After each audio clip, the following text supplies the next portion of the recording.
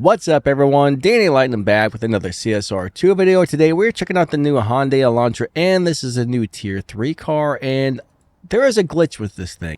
I don't suggest you guys use the glitch because sometimes they will ban accounts when they realize you're using glitches.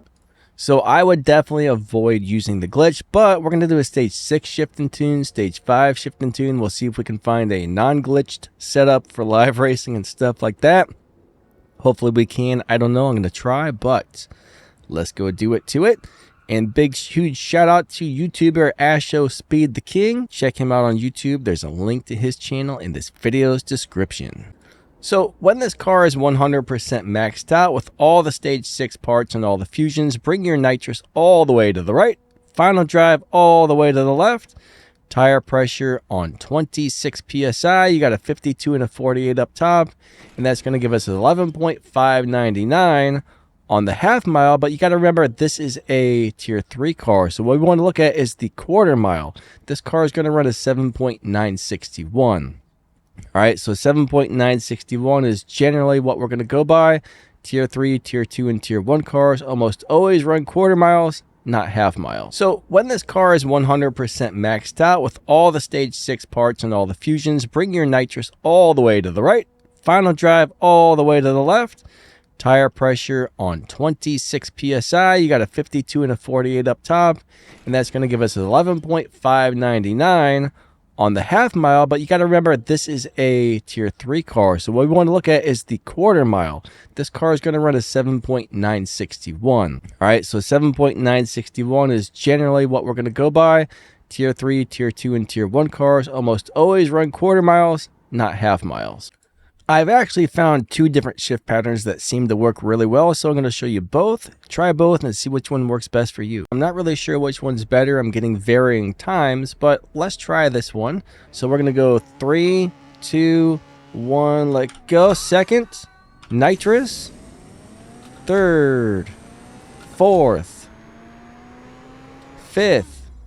All right, and the next one is going to be slightly different. We're instantly going to shift into second, third, fourth, and then nitrous. All right, check this out. Try both of these and see which one works best for you, because one's got to be faster than the other, but there's so many different variables on here. 3, 2, 1, go. Second, third, fourth, and then nitrous. So here comes fifth gear in just a second.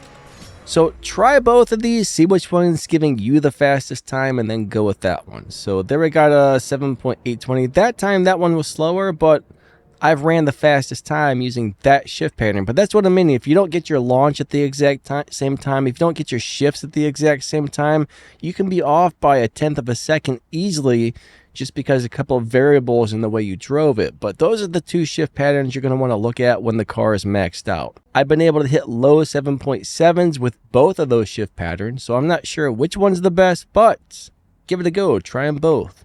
Play around with it. You'll figure it out. Same tune, different shift pattern. If you're looking for any audio or video equipment to take your videos, podcasts, or live streams to the next level, check out the affiliate link in this video's description. Also, I edit my videos with Waves audio plugins to dial in that pro level audio quality, which gives my viewers the best listening experience possible. There is a Waves affiliate link in this video's description as well. All right, so now we have fit this thing back to stage 5 parts only. Let me show you how to tune it and drive it on stage 5.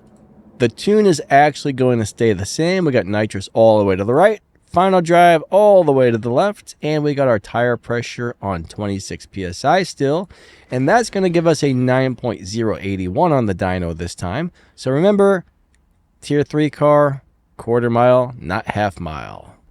So to drive it on stage 5, we're going to go ahead and hit second gear directly after launch, third, fourth, shortly after hit your nitrous. All right, so that's how we're going to do this one for stage 5. 3, 2, 1, go. Second, third, fourth, and then we're going to hit our nitrous, right?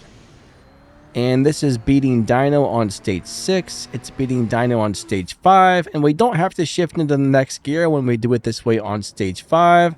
And then we're running the 8.8s. I had one running the 8.7s. So yeah, I mean, this is a cool car. 9.0 is the dyno. So yeah, big dyno beating car, which is great. So let's go and see if we can find some sort of a live racing setup for this bad boy and see if we can turn this into a beast machine for a live racer. If you want to try to live race this thing, this is how we're going to do it. We are going to put our tires on stage 5. We are going to put our transmission on stage 5. And we are going to go ahead and fit all the other parts back to stock. As you can see, none of these other things have a lit up deal. That means they're on stock. Like, for example, you can see stage 5 lit up on the tires. That means it's on stage 5. If there's no light, then it's on stock parts, okay? So everything back to stock except for tires and transmission. If we put our final drive at 2.0, we get a decent amount of Evo points. And you got your tires on 26 PSI as well. So we got 1027 on the Evo, 306 on the performance points, and this should get a decent lobby advantage in live racing. It's going to have an 11.360 on the dyno, so we're probably going to want to try and run this around 11.4s. That way we get into the 11.4 lobby. So let's go ahead and do some test runs and see how she drives. So we're going to do a very standard shift pattern, right? No bells and whistles. 3, 2, 1, let go. Perfect shift.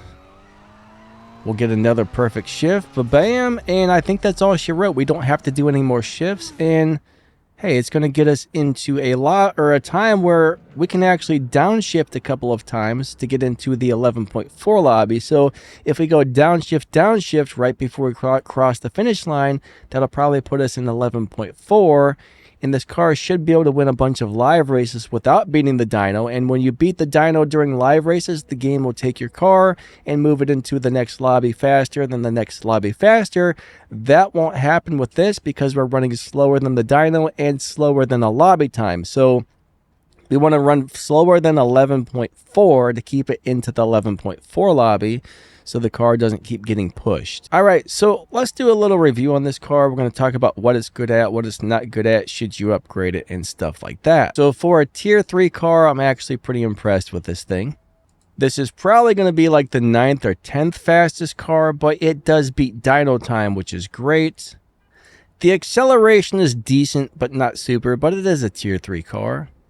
Top speed is like 270, 280 miles per hour. I mean, that's pretty darn good for a tier 3 car. If you have the car maxed out, it does look like it's probably capable of beating all of the bosses in the game, which is definitely a plus.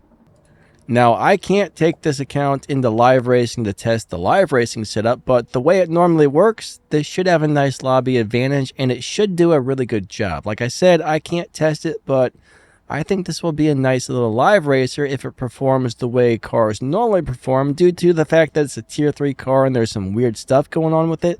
I can't guarantee you. I wish I could take this into live racing and test it out, but it's best not to on these content accounts, in my opinion. Again, I would avoid using the glitch, guys. You don't want to get your account banned, so do not, I repeat, do not use the glitches. I know there's a crazy glitch tune when you start fitting some stage 6 parts and some stock parts and all kinds of weird stuff. So don't do that. That's my opinion. Just don't do it. You might get banned, so don't use the glitches, guys. But anyways, it's a cool car. I like it for a tier 3 car. Finally, we're getting some tier 3 cars that have something going on, a little bit different ways to tune them. Most of the tier 3 cars in this game kind of suck, even if they're a little bit faster, but this one's probably going to be kind of like an all-around decent car at most things. Again, not the very fastest tier 3 car in the game, but I like it. It beats dyno. It's probably going to be okay at live racing. Yeah, it's not bad. Not bad at all. All right, well, if you like this type of video, hit that like button, hit that subscribe. More CSR2 stuff where that's coming from.